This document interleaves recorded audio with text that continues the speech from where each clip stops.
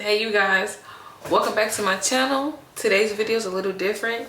It's gonna be me going over the biggest things I've learned since being in my 20s. Now I am in my early 20s, but I feel like I'm a little knowledgeable, so I can add a little something to your plate, so maybe you don't have to go through the same stuff that I went through. My first lesson that I've learned in my 20s is take care of your mental health. Growing up, I never really thought too much about mental health. It wasn't something big like talked about in my community, so it wasn't something that I really knew too much about. I went to college and realized, ooh, mental health's really important. You go through different situations, you encounter different people, and then it might just put you in a place where you actually understand like taking care of your mental health is really important.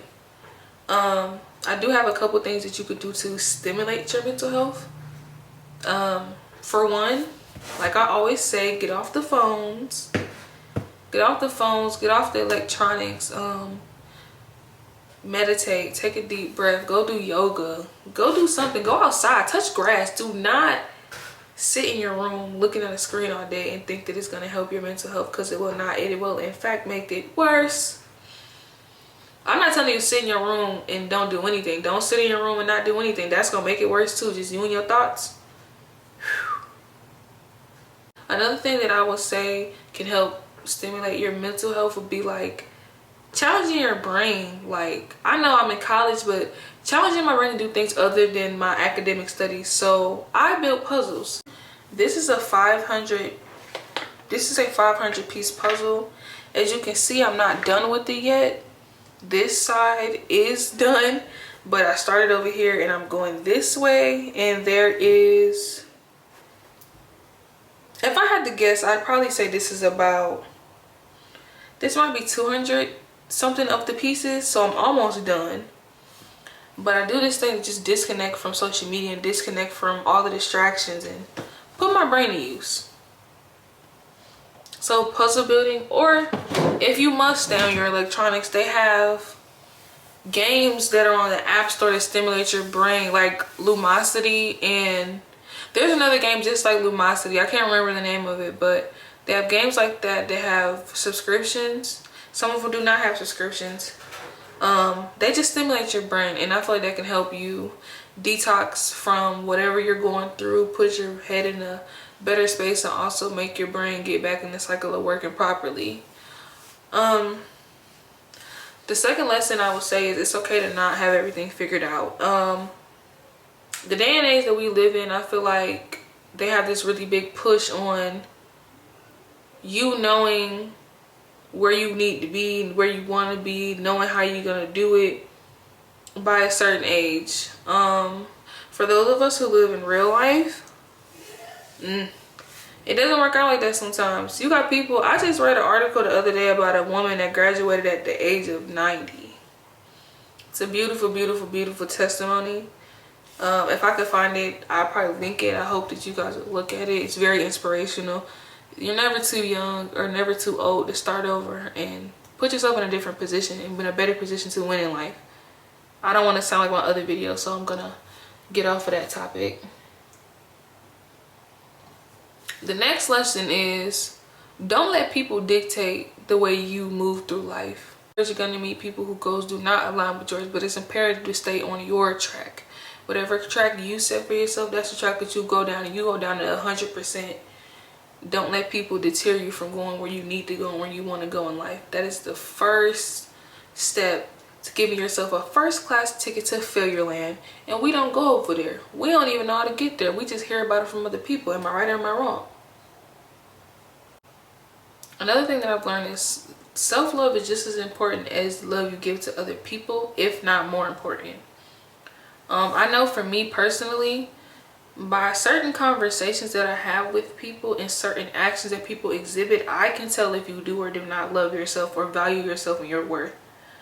People like that I try not to engage with as far as drama. I try to stay out of drama in general. But if you are going to engage in drama with someone, it might want to pick somebody that got morals, because them people who don't love themselves, they will do something to you just because they don't value themselves. They don't value themselves. They don't feel they have anything to lose. Somebody who doesn't have anything to lose don't mind getting you up out of there. I'm gonna say that, and I'm gonna go to the next tip. The next tip is you don't have to be in the same place as somebody to be doing good. Social media kind of brainwashes people and distracts people and forces these standards on people to make them feel like they're inadequate or they're less than because they don't have what people have, or they don't have what people are telling them they should have. The whole time, sometimes you don't even know what these people do to be in these positions, and if you did know, you would never even think to, you know. Some people would take a little longer, especially if you're doing it the right way, but don't let it discourage you. The next thing I want to say that I learned in my 20s is it's okay to outgrow friends. That's something that I'm learning along the way, but I kind of already knew this. I had these things happened to me when I was younger, so I'm already knowing now. It's okay to outgrow friends, and it's okay for people to outgrow you. It's a part of life. You don't have to be friends with the same people for the rest of your life, and some people won't make it that far, and it's supposed to be like that. Sometimes we don't understand things until later on in life. You just gotta trust God, trust his judgment, and trust the life that he's leading you to live. And just because you're not friends with somebody doesn't mean that you got to talk bad about them or they talking bad about you. Some people just outgrow each other. It's okay. You should outgrow you. You should get to a point in life where not only you're outgrowing other people, but you're also outgrowing your old self. And that's how you know you've grown and you're developing into this more positive, more better, more mature you. If you still the person that you was in high school and you in college and you in your 20s,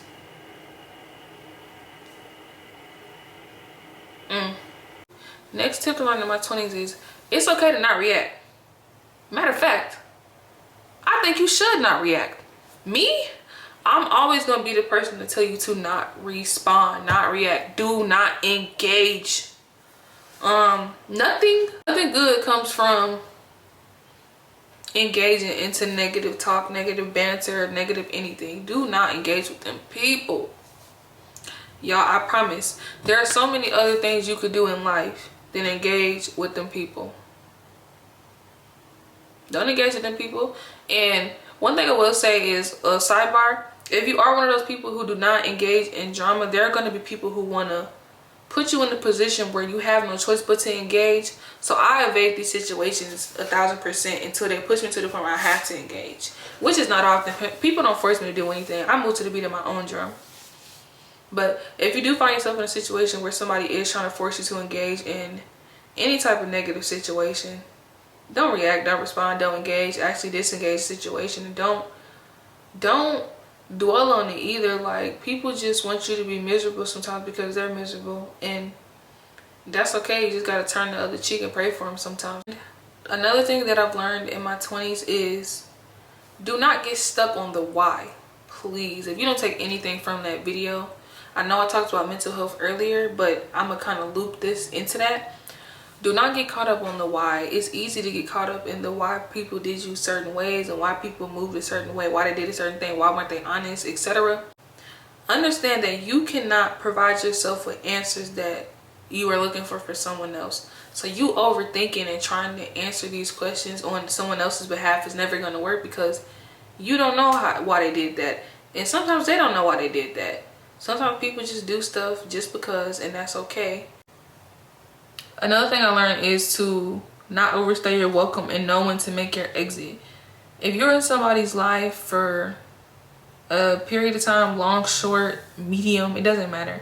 If you feel like your presence is being taken for granted, you're not being appreciated, you're not being treated right, you're not being loved, cared for, it's okay to pack your things and leave. Like, don't stay in these situations with these people who don't treat you right and don't respect you.